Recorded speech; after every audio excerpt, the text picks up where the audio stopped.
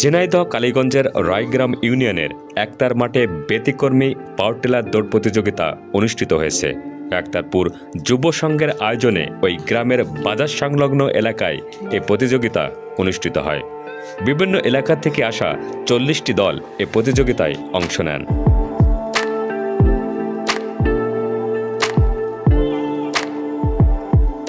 নয় জানুয়ারি বৃহস্পতিবার সকাল 10টায় শুরু হয়ে দিনভর চলে এ প্রতিযোগিতা। একতারপুর বাজার সংলগ্ন মাঠে প্রতিযোগিতার স্থানে আগে থেকেই কাদা তৈরি করা হয়েছিল।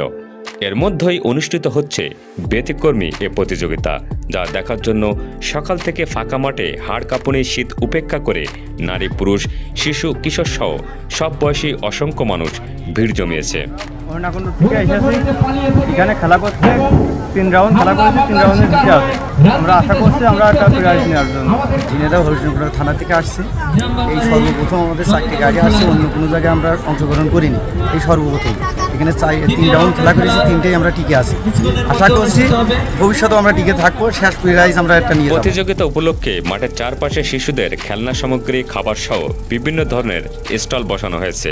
প্রতিযোগিতা ঘিরে ওই এলাকায় বিরাজ করছে উৎসবের সাজ আমেজ।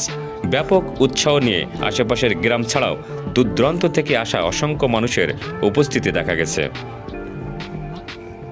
প্রতিযোগিতায় হরিণাকুণ্ড উপজেলার আবির হোসেন প্রথম, একই উপজেলার প্রান্ত মিয়া দ্বিতীয় এবং কালীগঞ্জ উপজেলার বালিদাপাড়ার সাগর হোসেনের দল তৃতীয় স্থান লাভ করে। সেরা চালক নির্বাচিত হন বালিদাপাড়ার সোহাগ।